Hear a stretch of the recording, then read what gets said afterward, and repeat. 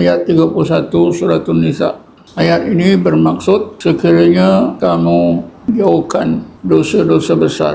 In tajtanibu kabaira. Kabaira ni makna dosa-dosa besar yang kamu dilarang melakukannya. Nukaffir ankum sayiatikum. Nescaya kami akan hapuskan dosa-dosa kecil kamu.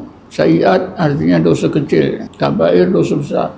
Wa nudkhilakum, dan kami akan masukkan kamu mudkhala kariman, masukkan kamu dalam kehidupan yang mulia di dunia dan di akhirat.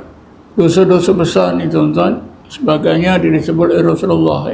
Sebuah hadis Nabi menyebutkan, istanibu sab'a mubiqat. Qalu wa ma hiya ya Rasulullah? Qala as-sirka was-sikhra wa qatlan nafsil ladzi harramallahu illa bil haqq wa aklal riba wa akal malal yatim wa tawalla yawmal zahfi wa qadafal muhsinati al-ghafilat. Jauhkanlah 7 dosa yang membawa kamu ke dalam neraka. Sahabat bertanya, apakah 7 dosa besar yang membawa ke neraka itu ya Rasulullah? Rasulullah menjawab, yang pertama ialah syirik, yang kedua ialah sihir, yang ketiga membunuh seseorang tanpa ada alasan, bunuh orang, yang keempatnya makan riba, kelima makan anak harta yatim, keenam lari dari medan peperangan, dan yang ketujuhnya ialah menuduh seseorang yang baik dengan tuduhan zina tanpa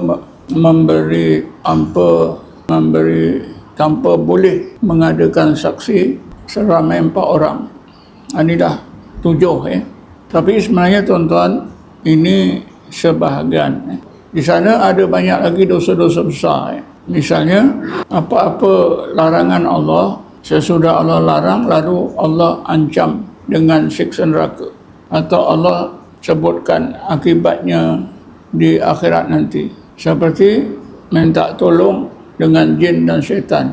Minta tolong dengan jin ini ada disebut dalam ayat 128 surah Al-An'am. Bismillahirrahmanirrahim. Wa yawma yakhshuruhum jami'a, pada hari dikumpulkan semua manusia dan jin di padang mahsyar. Qala ya ma'syaral jinni, Allah berfirman, wahai golongan jin dan syaitan, qad istaksartu minal insi, kamu wahai jin telah menyesatkan ramai manusia ketika di dunia dahulu. Wa qala awliya'u minal insi, maka berkatalah manusia-manusia yang berkawan, bantu-membantu dengan jin itu, Rabbana istamta'a ba'duna bi ba'din, betul ya Allah, ketika kami hidup di dunia dulu, kami tolong-menolong, bantu-membantu antara satu sama lain. Karena itu kami masing-masing dapat kebaikannya. Kami berbangga-bangga. Wa balagna ajalana allazi ajaltalana. Tiba-tiba ya Allah, ajal yang kau tetapkan sampai. Kami mati tanpa bertobat. Qala an-naru maswaakum khalidina fiha illa ma syaa Allah. Kalau begitu, wahai manusia, wahai jin, tempat kamu semua ialah di neraka. An-naru maswaakum. Jadi berkawan dengan jin juga tuan-tuan merupakan dosa besar, kerana akibatnya begitu buruk di akhirat. Tapi ada setengah ulama menyebutkan minta tolong dengan jin ni kalau perkara yang harus. Kalau minta tolong dengan jin untuk melakukan yang jahat, haram. Begitulah seterusnya. Minta tolong ini satu perkara lain bersahabat. Minta tolong itu sekali-sekali mungkin. Misalnya kita terdempar di pulau yang tak ada orang, dan banyak hari tak makan, kita boleh minta tolong kalau kita tahu di situ ada jin. Wahai jin yang ada di pulau ni, tolonglah aku carikan makanan yang sesuai dengan aku. Jadi jin tu ambilkan makanan bagi. Jadi setengah ulama kata kalau kita minta tolong jin pada yang harus, tapi bersahabat ni lain tuan-tuan. Bersahabat dengan jin ni tak sama minta tolong.